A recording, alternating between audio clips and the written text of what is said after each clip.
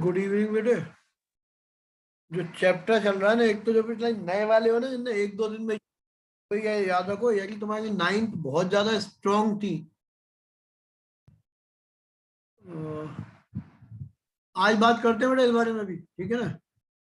Simple बात ये है कि यदि मान लो तुम्हारी मैथ्स नाइन्थ क्लास की फिजिक्स बहुत स्ट्रांग थी, तो बेटे अभी तक हमने नाइन्थ की पढ़ाई की है ज्यादा। लेकिन जनरली नाइन्थ हम भूल भाल जाते हैं, इतने दिन तक याद रहती नहीं है, इसीलिए थोड़ी प्रॉब्लम आती है। जो हमने चैप्टर शुरू किया, क्लास का चैप्टर शुरू किया है, बट इसका लेवल थोड़ा डिफिकल्ट है। अब जैसे तुम्हारा जो कुमार मित्तल बुक है, केवल वही चलती है, फिजिक्स की सबसे बढ़िया बुक वही है ना। ज्यादातर मास्टरों ने भी वही पढ़ी थी। बस फर्क यह है कि जब मैंने पढ़ी थी तो हिंदी मीडियम में आती थी, 5 रुपए की बुक होती थी, ठीक है। आईसीएससी की पहली बुक कुमार मित्तल की वो मैंने इंट्रोड्यूस कराई थी, क्योंकि जब कॉन्ग्रेस ज्वाइन किया था तो एस सुब्रमण्यम की बुक चलती थी। आईसीएससी में केवल इकलौती एक बुक थी, एस सुब्रमण्यम। अब कुमार मित्तल ही चलती है सब जगह, ठीक है, पूरे आईसीएससी में कुमार मित्तल ही।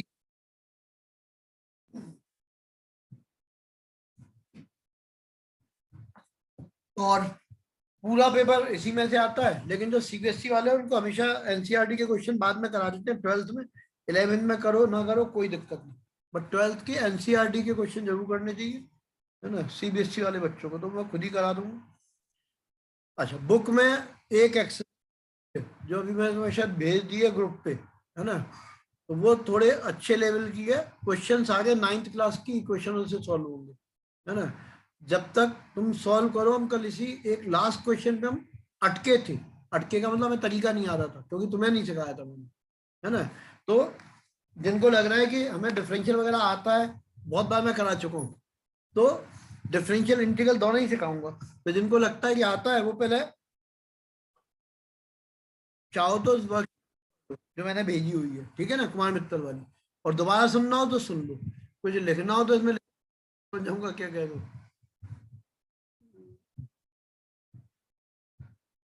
फिजिक्स के नोट्स 12th के तो यार पूरे देते ही देता हूँ, 12th के तो बिल्कुल तैयार रखे हैं बने हुए।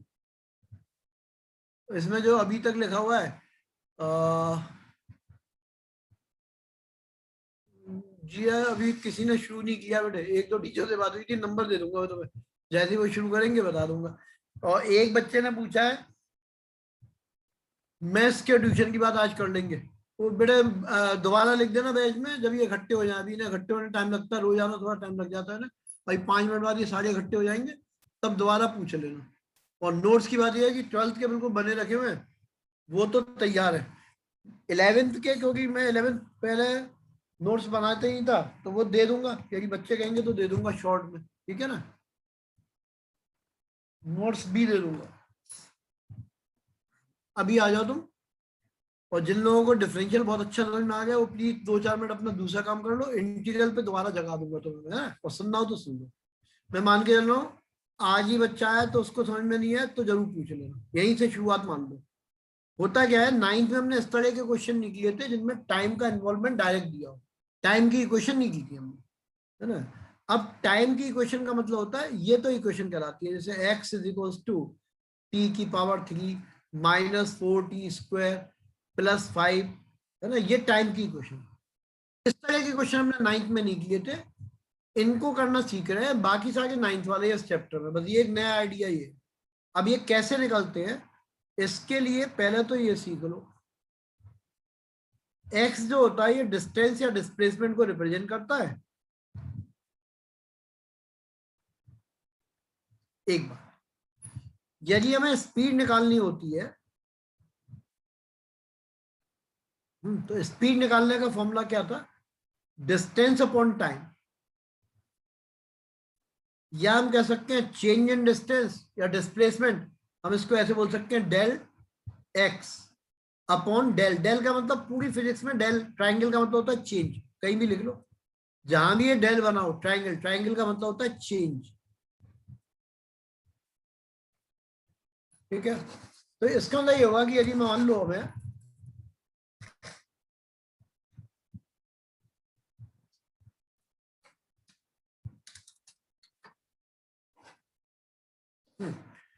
यदि हमें स्पीड निकालनी है तो del x upon d t होता है, इसी को हम ऐसे भी लिख देते हैं, डेल को डी भी लिख देते हैं, D x upon d T, है ना। ये मैथ्स का एक तरीका होता है ना, वो क्या होता है वही सिखाना है।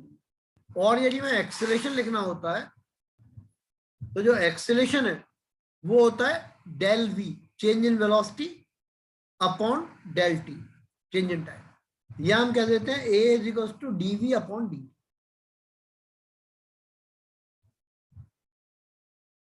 ये दो चीजें हो गई, है ना।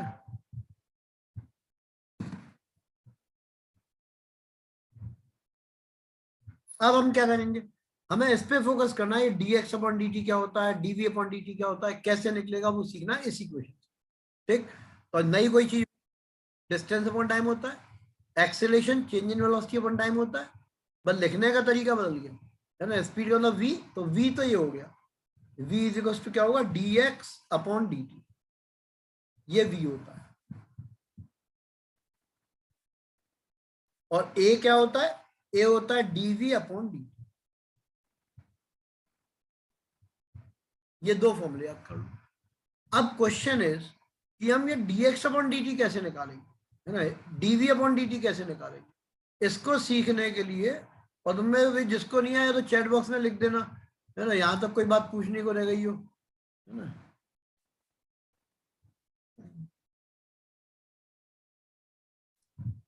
तो अभी हाल फिलहाल तो ये करते हैं कि इसके यहाँ तक बात समझ में आ गई, किसी ने कुछ लिखा नहीं है इसके बारे में।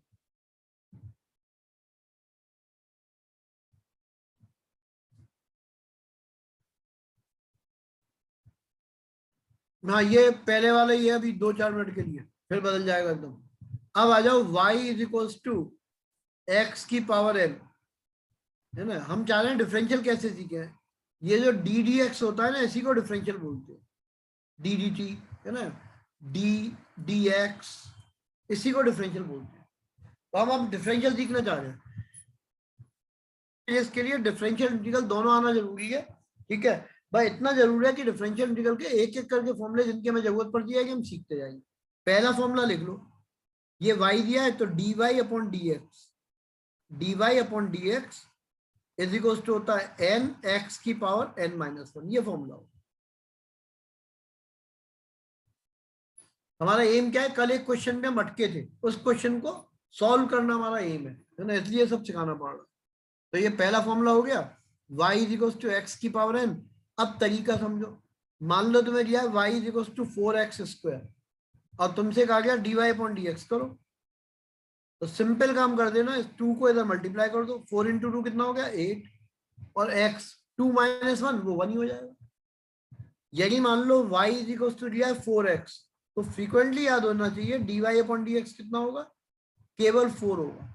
x का डिफरेंशियल हमेशा 1 आता है, क्यों आता है, जैसे x की पावर 1 लोगे तो 1 इंटू 4 4 हो गया, x की पावर 1-1, अब 1-1 कितना होता है 0, x की पावर 0 1 होता है। जिन्हें नहीं पता था 9th की चीज भूल गए हो तो अब याद कर लो, anything to the power 0 is 1।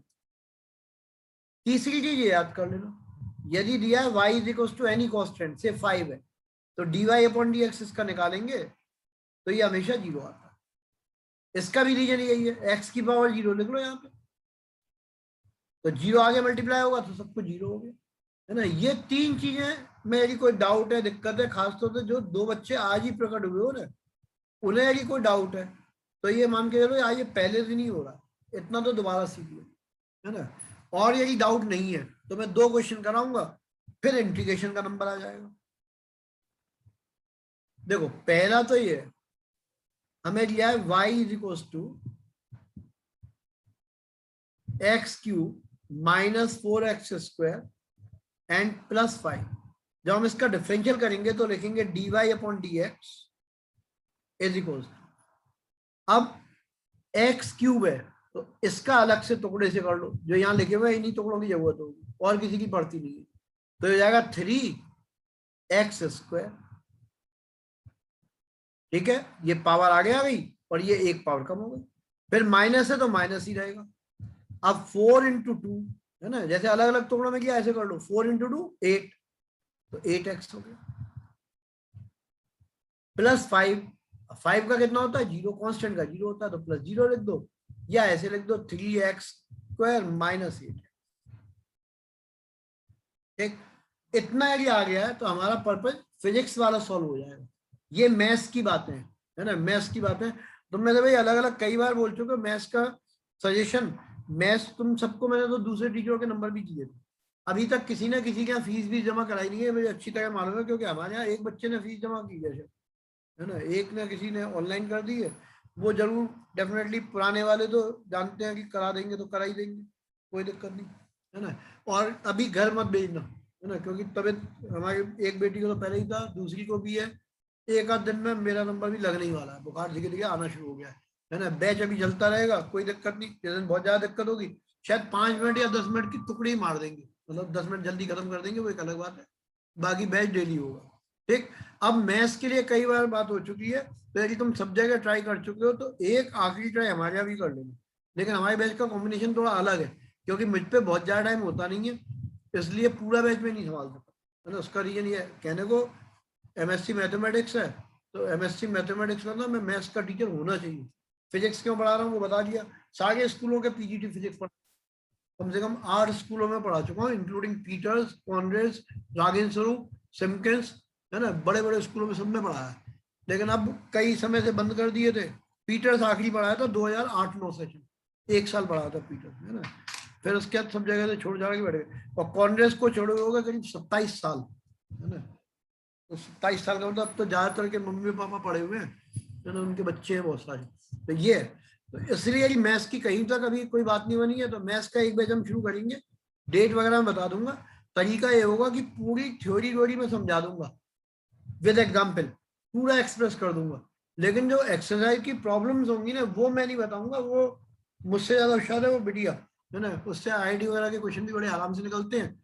IIT में उसके जाने का कोई मूड नहीं था, उसको टीचिंग ही पसंद है, तो अभी भी पढ़ाती है 12th में, सभी भी पढ़ाती हो, है ना, बट उसके ग्रुप नहीं होते बड़े, वो इंडिविजुअल बहुत सारे पढ़ा लेती है, क्योंकि फीस ज्यादा है तो इंडिविजुअल में ही काम हो जाता है। तो एक बैच बनेगा, ठीक है, मैथ्स का बैच होगा, लेकिन उसकी सारी थ्योरी मैं कराऊंगा। थ्योरी इसको बोलते हैं, पूरा समझाना विद एग्जाम्पल। फिर जैसे एक्सरसाइज 22 आई, मान लो सपोज 22 है, बच्चे ने कहा 8 क्वेश्चन बता दो, 9 बता दो, 11 बता दो, वो वाला काम उससे करवा दूंगा, तो बैच चल जाएगा, और कहीं कोई दिक्कत आएगी नहीं, क्योंकि वो सब क्वेश्चन कर लेती है, तो उनमें दिक्कत क्या है ना। और पहले साल पढ़ा नहीं रही है, उसे पढ़ाते हुए विद्या मंदिर क्लासेस में भी पढ़ा चुकी हो, है ना, तो अंदाज लगा सकते हो लेवल का। विद्या मंदिर क्लासेस, विद्या मंदिर स्कूल की बात नहीं कर रहा हूँ, ठीक है, विद्या मंदिर क्लासेस जो आईआईटी वाली है, तो उसकी फैकल्टी आ चुकी है,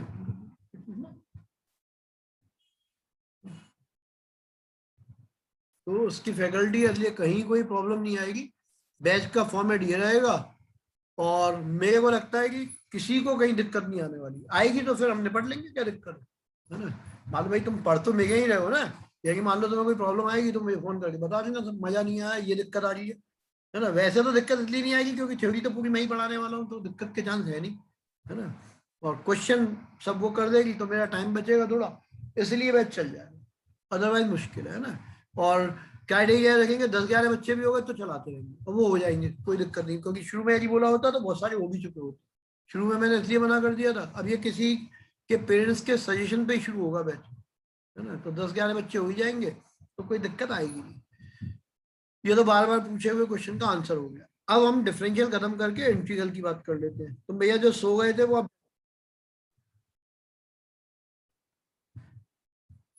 देखो, होता क्या है कि हमने एक्स दिया था, मान लो ये दिया था, अभी मैं उल्टा बताता हूँ तुम्हें ना, जहां कल हम अटके थे वही पहुंचना है। 3t² -4t,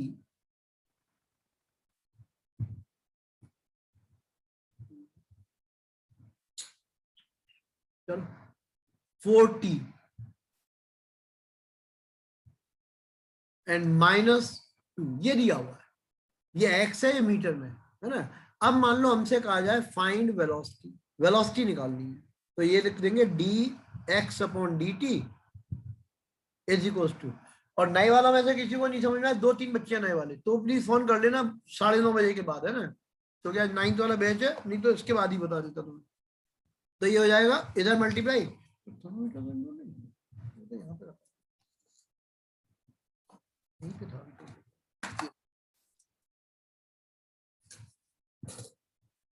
तो dx/dt करेंगे तो इधर 2 × 3 6t हो जाएगा, -4 हो जाएगा, और ये 0 हो जाएगा, तो ये वेलोसिटी निकल आई। और यदि हम मान लो एक्सेलरेशन निकालना चाहते हैं तो होता है dv/dt, मतलब ये जो निकाला है इसका भी डिफरेंशियल, तो 6t का डिफरेंशियल करेंगे, देखो 4t का कितना होता है 4, तो 6t का कितना होगा 6, ये कांस्टेंट है, इसका कितना होगा 0, यानी कि एक्सेलरेशन पता चल गया 6 है। अब इसमें देखो क्या इसमें टाइम है, आंसर आएगा नहीं, टाइम तो है ही नहीं, इसका मतलब टाइम 1 रखो, 2 रखो, 3 रखो, कुछ भी रखो, एक्सेलरेशन इज ऑलवेज 6 मीटर पर सेकेंड, तो इसको बोलेंगे constant acceleration, body is moving with constant acceleration. लिख लो तो भूल जाओगे, कमेंट करवाते हो, जैसे जो कल क्वेश्चन किया था उसमें भी यही पूछा था, आंसर क्या होगा, body is moving with constant acceleration. Velocity variable है, क्योंकि मान लो हमें कहा गया वेलोसिटी निकालो, कहां पे, at t is equal to 2 second, तो हम निकाल देंगे कैसे, ये वाला फॉर्मूला यूज करेंगे, ऐसे रख देंगे, v इज इक्वल टू कितनी है 6t -4, तो 6 × 2 12 -4, आंसर कितना आ गया 8। ये कंपटीशन में भी बहुत से आते हैं क्वेश्चन, और होम एग्जामिनेशन में तो एक आएगा ही आएगा।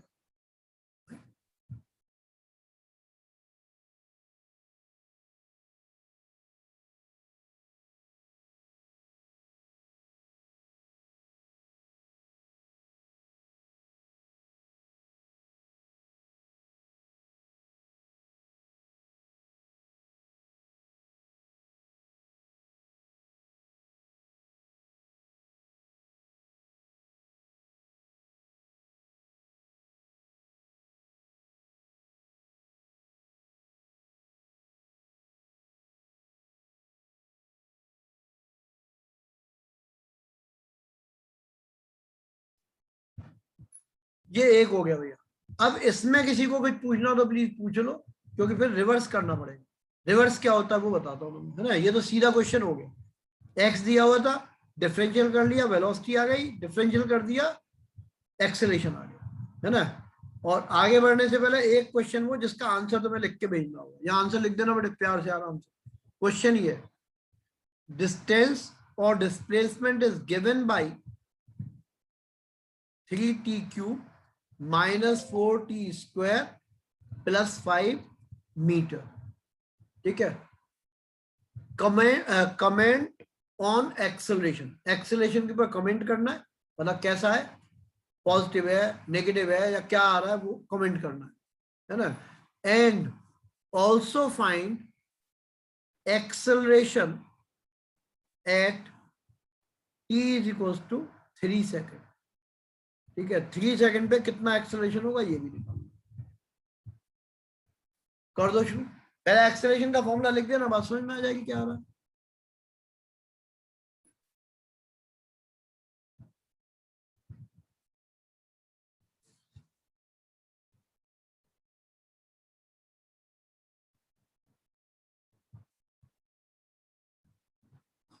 क्वेश्चन ये है, find the acceleration at t is equal to 3 second. मतलब इसका एक्सेलरेशन निकालना है डिफरेंशियल करके। पहले डीवी अपॉन डी टी निकलेगा, सही कह रहे हो। उज्जवल भैया ने आंसर लिखा है, एक्सेलरेशन इज नॉट कांस्टेंट, सही बात है, कांस्टेंट नहीं है। जिया गुप्ता का आंसर मैच करता है सेजल सिंह से। ओजस भैया एक बार रीचेक कर लो बेटे।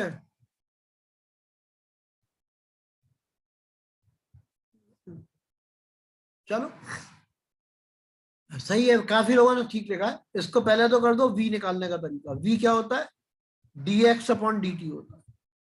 कितना आएगा, इसका आंसर ये होगा 3 इंटू 3 9।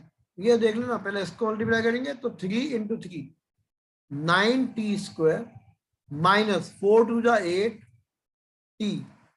एंड प्लस 5 वो 0 हो जाएगा। ये वेलोसिटी आ गई। वेलोसिटी के बारे में पूछेगा तो इसी क्वेश्चन से निकालेंगे। देन एक्सेलरेशन क्या होता है, dv अपॉन dt होता है। यानी कि जो आ गया इसका भी डिफरेंशियल कर दो, तो 2 इंटू 9 18t और माइनस 8 हो जाएगा, क्योंकि t का 1 होता है। अब क्या था, ऑब्वियसली पहला बात तो सही लिखी थी बच्चे ने, एक्सेलरेशन चेंज हो रहा है, वेरिएबल एक्सेलरेशन है, क्योंकि टाइम के साथ बदल रहा है। 1 रखोगे कुछ और आएगा, 0 रखोगे कुछ और आएगा, तो उसको लिख देंगे वेरिएबल एक्सेलरेशन, या कह देंगे एक्सेलरेशन इज नॉट कांस्टेंट। और कितना होगा, इसका आंसर ये t बराबर रखना नाम है 3 सेकेंड, है ना। तो a इज इक्वल टू हो जाएगा 18 इंटू 3 माइनस 8, तो 54 माइनस 8, शायद 46 ही लिखा था बच्चों ने, 46 लिखा है बहुत सारों ने। एक दो का गलत भी है, सबका 46 नहीं है, 46। और यूनिट लिख देना मीटर पर सेकंड स्क्वायर। प्रॉब्लम कहाँ आ गई थी, है ना। अब ये इतनी सारी रामायण इसलिए सिखानी पड़ी क्योंकि कुछ तो नए बच्चे आए हुए थे और पुराने वालों को यहीं से बात समझ में आती। प्रॉब्लम ये आ गई थी कि इस बार वी दे दिया। कल वाला क्वेश्चन तो ध्यान नहीं है।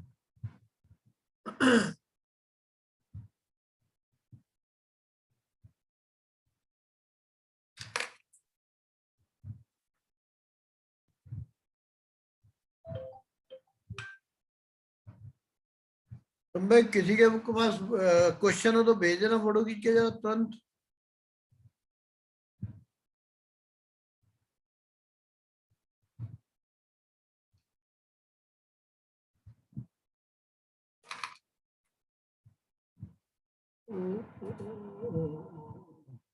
क्वेश्चन नंबर 19 बेटा वो है नहीं अभी, बुक की फोटो खींच के भेज दो। एक बुक बंद हो गई है नहीं इस समय।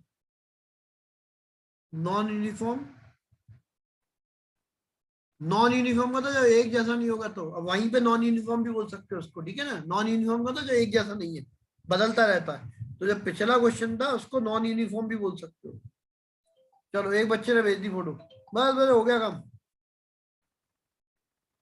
कल हम यहाँ अटक गए थे क्वेश्चन नंबर 9। और जिनके पास वर्कशीट नहीं है प्लीज मैसेज डाल देना नए वाले, तो मैं ये वर्कशीट भेज दूंगा ऑब्जेक्टिव क्वेश्चंस की है। क्वेश्चन नंबर 9 यहाँ हम अटक गए थे। इसमें दिया था expression for v is given 4t³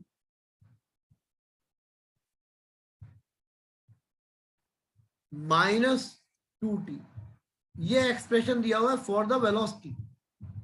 x पता नहीं कितना है, a निकल आएगा, ठीक है। x क्या है ये क्वेश्चन मार्क हो गया भाई, ये कैसे निकलेगा पता नहीं, ठीक। तो वही सिखाना है। तो एक्सेलरेशन निकालना तो आसान था, वो भी तुमने किया ये काम, dv/dt। कितना आ गया मल्टीप्लाई कर लो, 12t² -2। यहां पे काम ने छोड़ दिया था काम।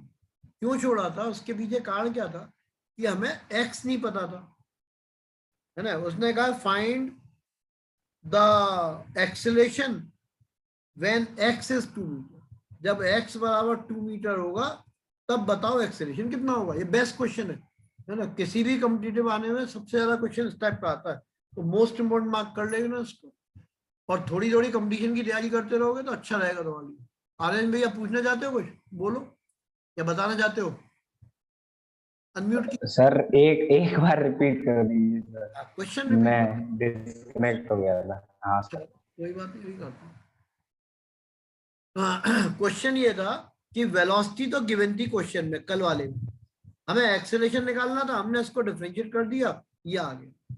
अब प्रॉब्लम ये खड़ी हुई कि x इक्वल्स टू 2 मीटर की बात कर रहा हूं, हमें x ही नहीं पता, तो 2 मीटर काहे में रखेंगे।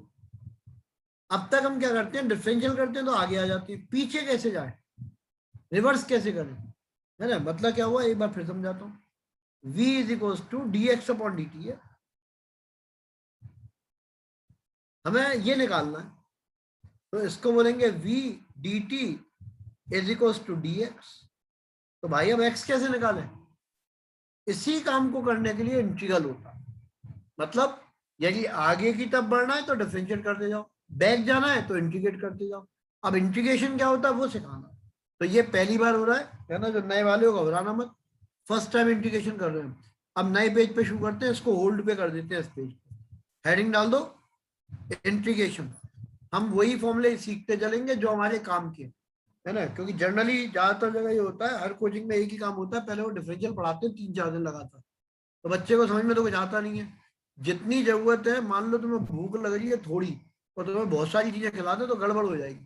तो बहुत सिंपल तरीका मैथ सीखने का ये है कि जहां जब जरूरत पड़ेगी फॉर्मूला सीख लेंगे, कौन सी आफत है ना। इंटीग्रेशन के हजारों फॉर्मूले, डिफरेंशियल के हजारों फॉर्मूले, एक साथ सब लिख के होगा कुछ नहीं, सिर्फ कंफ्यूजन होगा। तो जैसे जैसे हमें जरूरत पड़ेगी हम सीखते जाएंगे। डिफरेंशियल एक फॉर्मूला सीखा ये वाला जो बहुत बार बता दिया है, ये डिफरेंशियल था। इसके रिवर्स प्रोसेस को इंटीग्रल बोलते हैं। dx is equals to n x की पावर n-1। ये डिफरेंशियल का इकलौता एक फॉर्मूला हमने सीखा।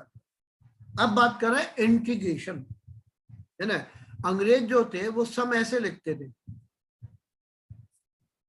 उन्हें मान लो समेशन लिखना है तो ऐसे लिख देते।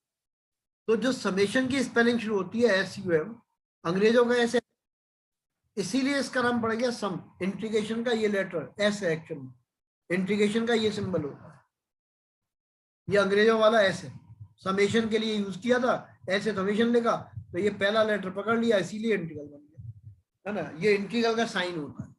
तो पहली चीज इंटीग्रल साइन क्या होता है, उसका आंसर ये आ गया, इंटीग्रेशन का ये साइन। इंटीग्रेशन करता क्या है, सम करता है, जोड़ता है ना।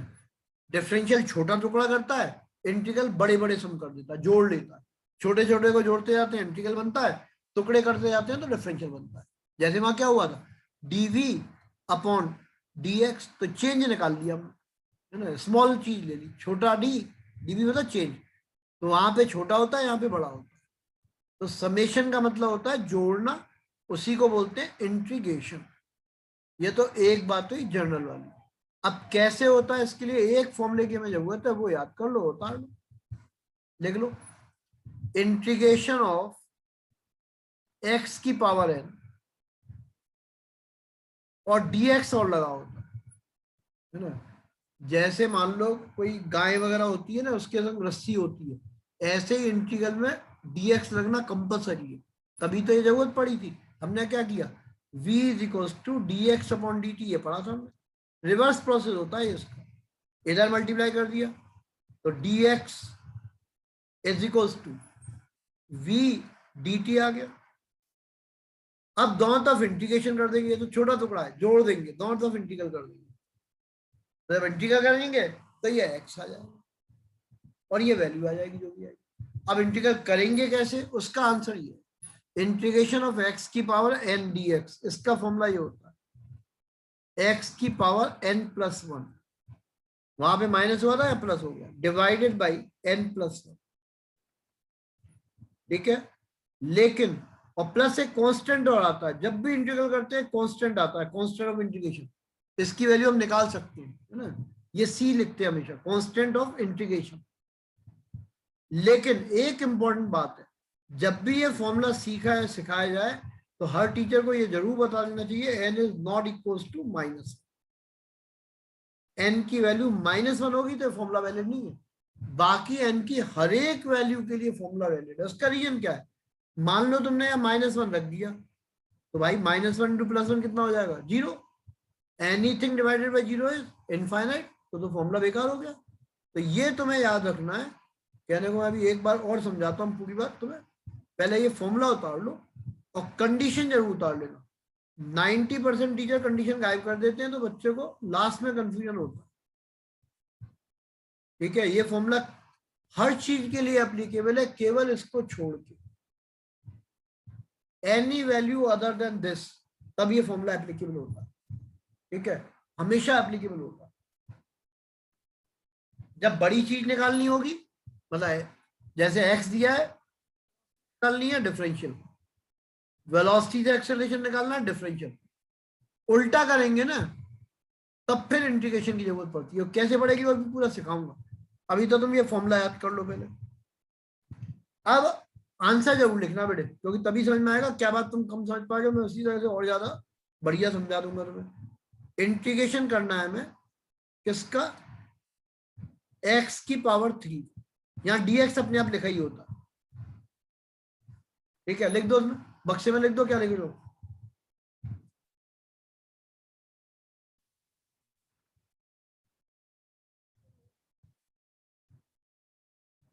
अभी तक एक भी नहीं, हाँ एक आ गया, दो आ गए, तीन आ गए, चार आने में टाइम लगता है, सही बात है, अब सबके सही आ रहे, शैली सही है, जिया सही है, सबके सही है, यश गुप्ता का सबसे ज्यादा सही है, आदित्य सही है, अविरल जोयल सबसे ज्यादा सही, हर्ष जिंदल सबसे ज्यादा सही, लेकिन थोड़ा सा गड़बड़ भी है, हर्ष भैया थोड़ी गड़बड़ है, तुमने दोनों इंटीग्रल डिफरेंशियल दोनों मिला दिए। देखो भाई, जो फॉर्मूला है उसके हिसाब से चलते हैं, तो इज इक्वल्स टू लगाओ एक्स की पावर एन प्लस वन, यानी कि एक पावर बढ़ जाएगी तो एक्स की पावर 4 लिख लो, अपॉन 4 लिख दो, सबने यही लिखा, बट यश गुप्ता का ज्यादा से इसलिए बोला कि इसने सी भी लिख दिया, लिखना ये भी चाहिए, ठीक है। एक और देता हूं, इस बार उम्मीद है पूरा सही लिखोगे, integration of 3x square dx, लिख दो आंसर बराबर,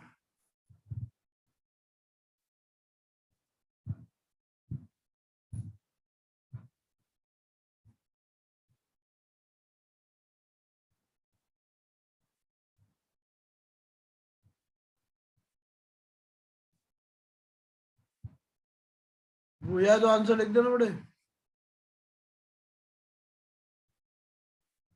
सही है, जिया गुप्ता सही है, उज्जवल भैया सही है, जहां तो सबका सही आ रहा है, एक का गलत आया अब तक केवल। हर्ष भैया तुम कंफ्यूजन में हो, तुम डिफरेंशियल इंटीग्रल दोनों मिला रहे हो इसलिए गड़बड़ आ रही है तुम्हारे फॉर्मूले में, बाकी सबके सही है। विदुषी सक्सेना बिल्कुल ठीक है, जहां तो सबका सही है, एक दो को छोड़। देखो तुम हर्ष भैया एक बार ध्यान से देखो, तुम क्या कर रहे हो, 3 into 6 कर देते हो, ये मल्टीप्लाई तो करना ही नहीं है, क्योंकि पहले में भी तुमने मल्टीप्लाई कर दिया था, डिफरेंशियल का काम खत्म। इसका तो ये फॉर्मूला है, यहाँ आगे कुछ नहीं, ठीक है, जो है वही लिखो। ये पावर आगे मल्टीप्लाई नहीं होती, तुम दोनों काम करते हो इसलिए गलत हो जाता है। अब देखो फिर से इंटीग्रल करेंगे तो हम एक्स की पावर एन का, इसको ऐसे लिख लो पहले चाहो तो, 3 बाहर, कांस्टेंट हमेशा बाहर आ जाता है, एक्स स्क्वायर dx, ऐसे समझो इसको। अब आगे लिख दे रहा हूं,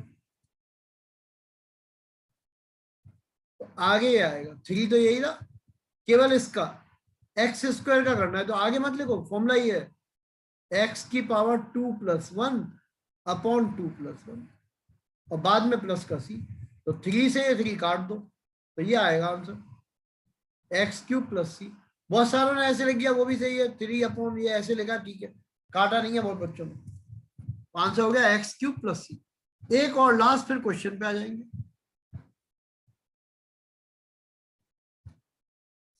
integration of 5x⁴ plus 2x, और dx पूरे में लगा हुआ है, ब्रैकेट लगा के dx लगा। बात सिंपल है, अलग अलग टुकड़े कर लेते हैं, तो टुकड़े करके सॉल्व कर दो, इसको अलग कर लो, इसको अलग कर लो, मतलब ये हो गया 5x⁴ dx प्लस 2 बाहर, इंटीग्रेशन x dx। अब कर दो फटाफट, और ये मैथ्स की एक एक्सरसाइज भी खत्म हो गई तुम्हारी, 11th की बुक में पूरी एक एक्सरसाइज है इसी की, बल्कि 2 एक्सरसाइज है। लेकिन मैथ्स में थोड़ा ज्यादा समझाना पड़ता है, इस तरह से नहीं, थोड़ा और डिटेल समझाना पड़ेगा। आंसर लिखो भाई लोगों, बच्चों।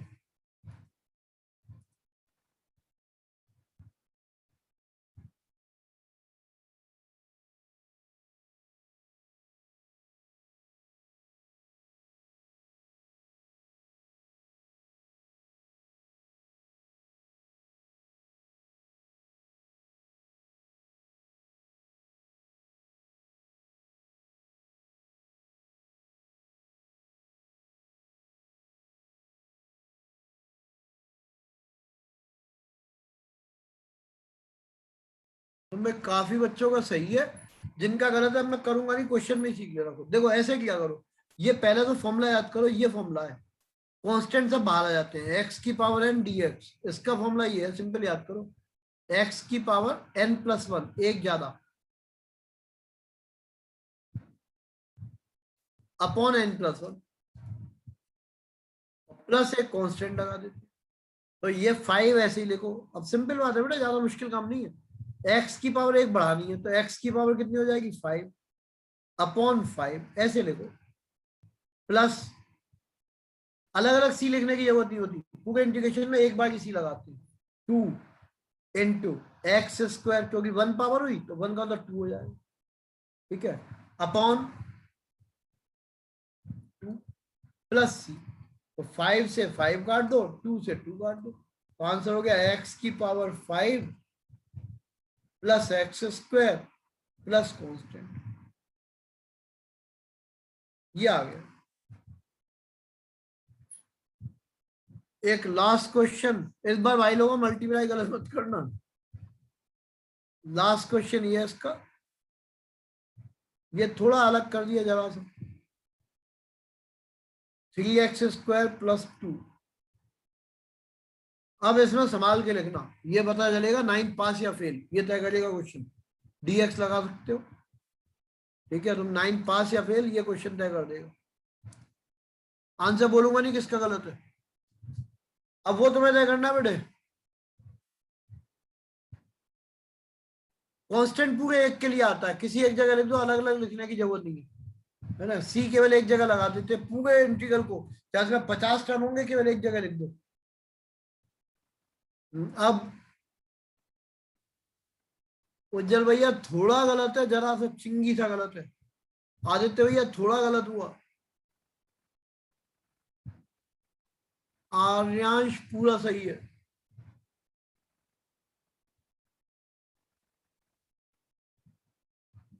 एक आधा और लिख दो।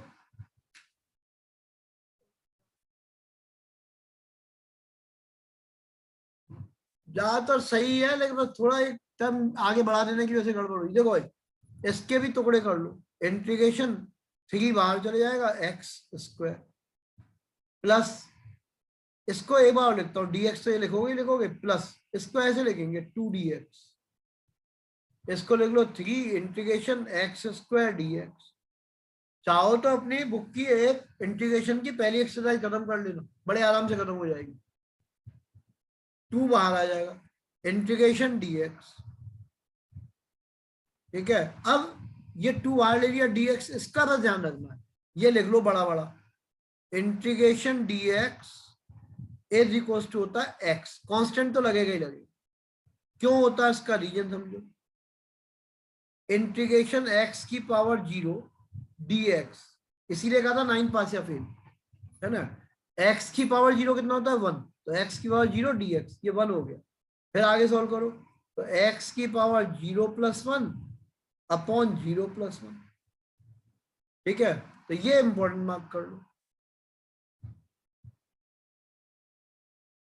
आंसर हो जाएगा 3 into x³/3 plus 2 integration dx का x होता है, ये याद कर लो, कहीं भी याद कर लो, ये है ना, ये हाईलाइटेड है, इसको रट लो, ये वाला पार्ट।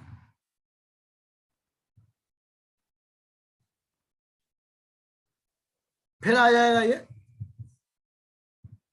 कांस्टेंट 1 लगा देना, तो ये आंसर हो गया, 3 से 3 कट जाएगा, मतलब x³ + 2x + c, ये आंसर हो जाएगा,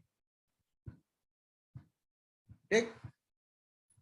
और ये कहीं फिर से लिख लेना अपने पास, जैसे मान लो लिया है 2dx, तो इसको लिख देते हैं 2 बाहर, इंटीग्रेशन dx, इसको लिख देते हैं 2 इंटीग्रेशन x⁻0 dx, लिख के दिखाने की जरूरत नहीं है एग्जाम में। तो 2 इंटू x⁻0 + 1 अपॉन 0 + 1 और प्लस c आ जाएगा, तो हो गया 2x + c, ऐसे। जैसे मान लो लिया इंटीग्रेशन 5dx, तो डायरेक्ट आंसर लिख देना इज इक्वल टू 5x, ठीक, ये डायरेक्ट। अब इसका आंसर तुम लिख देना, इसमें मत लिखना, इंटीग्रेशन 15 dx, तुम पहले अपनी कॉपी पे लिख लो, फिर चेक कर लेना, आंसर होगा 15x, ठीक है ना। ये फॉर्मूला हर जगह वैलिड है ना, चाहो तो इंटीग्रेशन की यदि बुक हो तो एक एक्सरसाइज खत्म कर लेना, हर जगह वैलिड है ये फॉर्मूला, प्रोवाइडेड x की जो n की जो वैल्यू है वो -1 नहीं होनी चाहिए। ऑब्वियसली यदि -1 होगा तो क्या होगा, उसका फॉर्मूला बाद में सीखेंगे, है ना, क्योंकि मैं जल्दी में कुछ नहीं सिखाना चाहता हूँ, अभी हमारा काम इससे बड़ी आसानी से चलेगा। अब आ जाओ क्वेश्चन पे, बोलो भैया। सर सी का यूज कब आएगा? सी का यूज कब आएगा, अभी आ जाएगा थोड़ी देर में। सी कांस्टेंट होता है, क्यों होता है इसका रीजन बताऊं? Yes sir. पढ़ानी पड़ेगी यार, चलो बता, जानना है या नहीं जानना? यस सर, बता दीजिए। बता दूं, चलो। मान लो ये y होता, इससे उल्टा ही तो होता है, रिवर्स प्रोसेस होता है, हमने कहा रिवर्स प्रोसेस है। तो यदि मान लो में से ये आ रहा है, तो डिफरेंशियल करेंगे तो क्वेश्चन आ जाना चाहिए, तो dy/dx करेंगे तो ये आ जाएगा 2 × 1, ठीक है, और प्लस कांस्टेंट, इसका डिफरेंशियल हमेशा 0 होता है, तो कांस्टेंट का डिफरेंशियल हमेशा 0 होता है, इसीलिए हमें कांस्टेंट लगाना पड़ता है। वैसे बाद में सिखाऊंगा, क्योंकि ये पूरी मैथ्स हो जाएगी और डाइवर्जन हो जाएगा, है ना, लेकिन रिवर्स प्रोसेस है, integration is reverse process of differentiation. तो रिवर्स प्रोसेस का मतलब होता है कि मान लो हम इसका डिफरेंशियल कर दें दोबारा से, तो क्वेश्चन आ जाना चाहिए, ठीक है ना, इसलिए उल्टा होता है। तो यदि कांस्टेंट का डिफरेंशियल करोगे वो हमेशा 0 आता है, इसीलिए कांस्टेंट लगाना पड़ता है। बट फिर भी यदि गलती से तुमने मैथ्स का बैच ज्वाइन कर लिया तो वहाँ वेरी वेल रिटन, इसको पूरा एक्सप्लेन भी होगा और पूरा एक पीरियड भी लगेगा इसे समझाने में, ठीक है ना। तो मैं एक फॉर्म भेज दूंगा ग्रुप पे, है ना, उसको अपने दोस्तों को भी पास कर देना, और मैथ्स के बैच के लिए लिख भी दूंगा, फॉर्म भर देना, डेट बता दूंगा, बहुत ज्यादा लेट नहीं करेंगे, जल्दी शुरू करेंगे। अब आ जाओ क्वेश्चन पे। और वो क्वेश्चन कहाँ होगा मुझे नहीं पता, तो मैं भाई एक वर्कशीट और भेज दूंगा। कल कुमार मित्तल की प्रॉब्लम सॉल्व होगी पहले, वो जो वर्कशीट भेजी है उसकी, और उसके लिए इतनी चीजें आनी चाहिए 9th क्लास वाली, तीनों इक्वेशन ऑफ मोशन याद कर लेना, बस वो जरूरत पड़ेगी, बाकी कुछ नहीं पड़ेगी। और जिन लोगों ने आज ही ज्वाइन किया है वो इंतजार करो, या दोबारा कराऊंगा तब पढ़ लेना आराम से, जल्दी का काम बेकार है, ये हटा दिया। अब प्रॉब्लम यहां से उठी थी कि हमें x निकालना था और dv अपॉन dt दिया था, तो मैं यहां लिखता हूं दोबारा, dv upon dt is equals to क्या हो गया 4t³ माइनस 2t, तो dv इज इक्वल्स टू ये इधर चले जाएगा,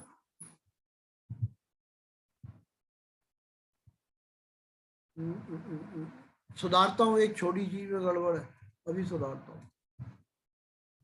हम इसको ले रहे हैं तो ये dx है ना, dx, यहाँ एरो भी लगा देता हूं, हमने लिया इस वाली इक्वेशन को, तो v होता है dx अपॉन dt, तो ये dx आ गया है ना, और ये हो गया 4t³ माइनस 2t और dt। ये छोटा टुकड़ा है, यदि हम इंटीग्रल कर दें तो x निकल आएगा, तो इंटीग्रेशन बोथ साइड, मतलब स्मॉल और समेशन, वो बताया था अंग्रेज समेशन का ऐसे ऐसे ही लिखते थे, तो इसलिए इंटीग्रेशन कर दिया। कर दो, अब कोशिश करो इसका इंटीग्रल सॉल्व करने की, बिल्कुल फॉर्मूले से करना है जो बहुत सारे जगह थे। ये तो x हो गया इज इक्वल्स टू का साइन,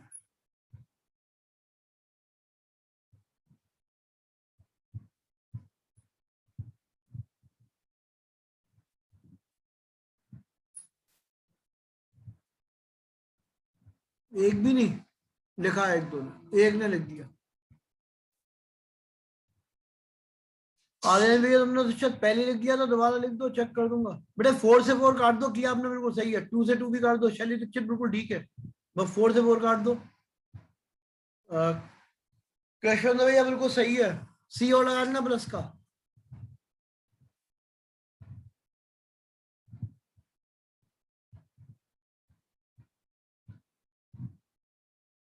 सही है। अरे भैया थोड़ा सा गड़बड़ है एक बच्चे का, तुम इधर देखो, देखो सब कुछ सही कर रहे हो, थोड़ी गड़बड़ कर रहे हो बस। इसको लिखोगे तो पहले लिखोगे 4 इंटू टी की पावर 4, एक पावर बढ़ती है, अपॉन 4 ऐसे लिखो, फिर माइनस 2, और टी का कितना होता है t² अपॉन 2, और प्लस सी लगा दो, ये करना, आंसर आ गया x इक्वल्स टू, किसी बच्चे ने पूछा था c का क्या किया, अभी करते, t की पावर 4 माइनस t² प्लस सी। अब क्वेश्चन पढ़ोगे तो उसमें एक चीज दी हुई है, वो दिया है a body start from origin, start from origin है ना, स्टार्ट फ्रॉम ऑरिजिन का था x की वैल्यू 0 हो गई जब t 0 होगा, लिख लो when x equals to 0 t equals to 0। Question में दिया है a body start from origin, और मान लो लिख देता बॉडी स्टार्ट फ्रॉम 2 मीटर। ये बहुत डिफिकल्ट लेवल के क्वेश्चन चल रहे हैं, आसान वाले नहीं है ना, IIT मेंस तक बिल्कुल ऐसे ही आते हैं। तो x इक्वल्स टू, और नीट में तो ये सबसे डिफिकल्ट क्वेश्चन यही मान लो नीट वालों के लिए, x इक्वल्स टू, यदि वो कह देता 2 मीटर है स्टार्टिंग पे, तो यहाँ पे अलग का आंसर आ जाता, c की वैल्यू अलग निकलती। मैं दोनों कर देता हूँ, अभी उसने कहा है when x equals to 0 t equals to 0, origin से चलना शुरू करता है, इसमें पुट कर दो तो हो जाएगा 0 is equals to 0 minus 0 plus C, तो इससे पता चलेगा सी की वैल्यू कितनी है 0, तो x का ही आंसर आ गया t की पावर 4 माइनस t², ठीक है, ये आंसर आ गया। लेकिन यदि वो ये कह देता body start from 2 metre when time is 0, या स्टार्ट फ्रॉम 2 मीटर, यानी कि जब टाइम 0 है तो 2 मीटर की डिस्टेंस है, तो ऐसे करते x equals to 2 when t equals to 0। तो ये आया था 2 is equals to 0 minus 0 plus c, तो c की वैल्यू आ जाती 2। तो फिर x की इक्वेशन ये बनती t की power 4 minus T square plus 2, ये आंसर होता है ना। अभी हम इसी क्वेश्चन पे फोकस कर लेते हैं, आखिरी स्टेप है इसका।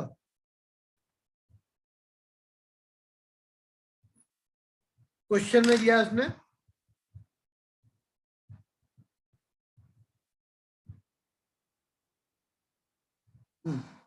ये क्वेश्चन भेजा था बच्चे ने, what is the acceleration of the particle when it is 2 meter from the origin। Particle का एक्सेलरेशन कितना है जब ये 2 मीटर की डिस्टेंस पे है। अब देखो एक्सेलरेशन तो हमें मालूम था, ये रहा। हमारी प्रॉब्लम क्या थी, हमारी प्रॉब्लम ये थी कि हमें टाइम नहीं मालूम कितने टाइम पे निकालना, उसके लिए उसने क्लू दे दिया। वो क्या किया, x 2 मीटर है ना, तब हमें निकालना एक्सेलरेशन कितना, तो यहाँ 2 लिख दो।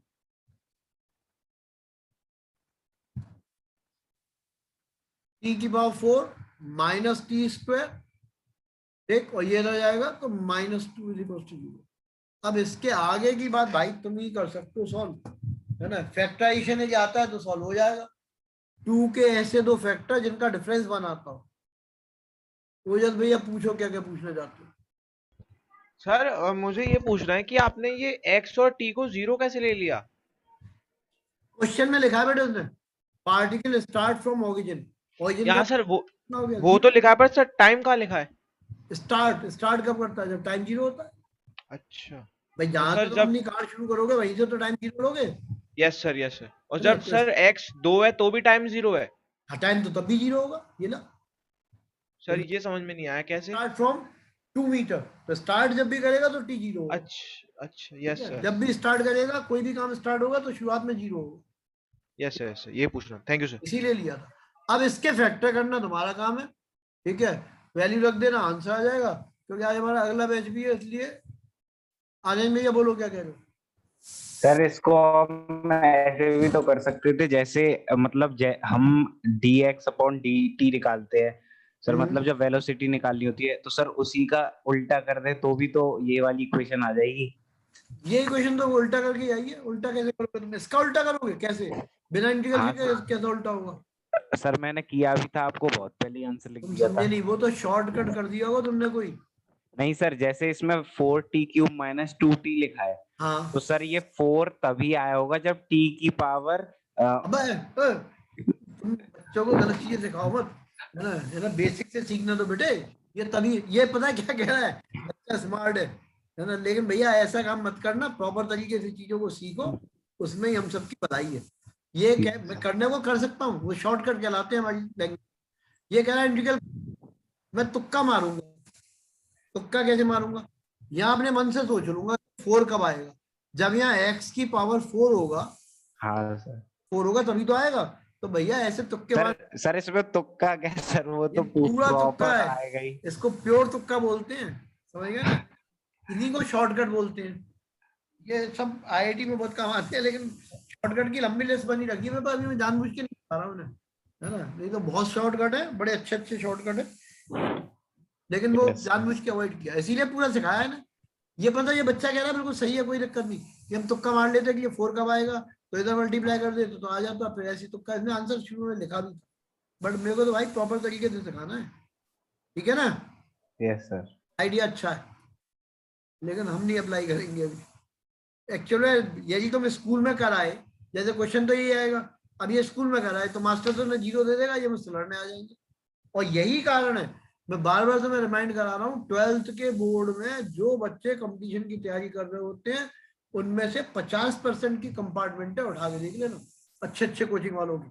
उसका रीजन यही है, ये तुक्के इसी को बोलते हैं। तुम करके आते, आंसर बिल्कुल ठीक था, नंबर 00, ठीक है ना। तो आनंद भैया लिखने वाले एग्जाम में ऐसा मत करना, ऑब्जेक्टिव के तो शॉर्टकट में खुद ही बहुत सारे दिखाऊंगा, वही मूड में नहीं हूँ। तो भैया अभी ये यहाँ तक पहुंच गया, इसके फैक्टर कर लेना, होपफुली टी की वैल्यू √2 आ सकती है, वो करके देख लेना। 2 फैक्टर 2 के जिनसे डिफरेंस बनाता 2 and 1 आ गए, तो आगे का काम खुद कर लेना, नहीं आए तो कल फिर पूछ लेना, है ना।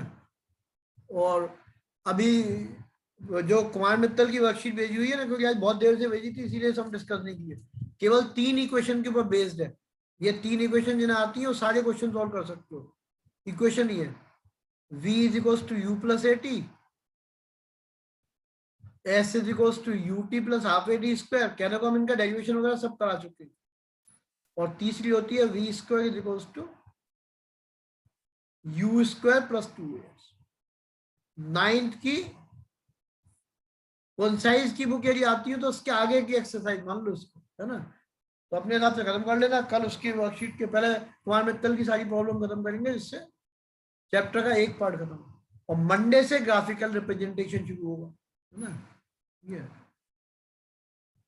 तुम में से भाई किसी और को ज्वाइन करना हो तो मंडे के लिए बोल देना, क्योंकि टुकड़ों में अपने दोस्तों को बता भी देना कि मंडे से नया बैच शुरू होगा, जिससे मंडे से आएंगे तो समझ में आ जाएगा ग्राफिकल रिप्रेजेंटेशन।